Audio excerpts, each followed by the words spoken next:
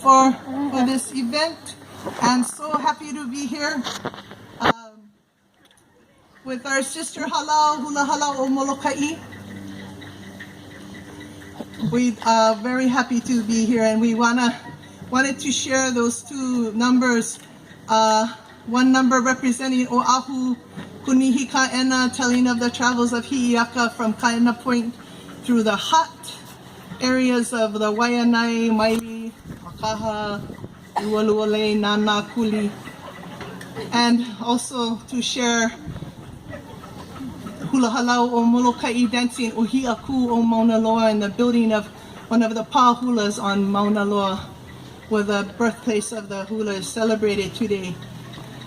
We're very grateful for 25 years and for John's legacy and his love for hula, especially his love for Molokai, and all of his students that have practiced with him all of these years.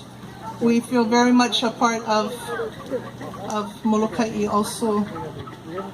This next hula that we'd like to share with you is pretty much the beginning of how hula came to be throughout the 8 islands. And it started with Laka.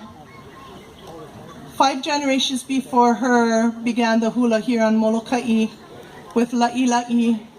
And as the 5 generations of hula stayed within the family, it was through Laka that the hula began.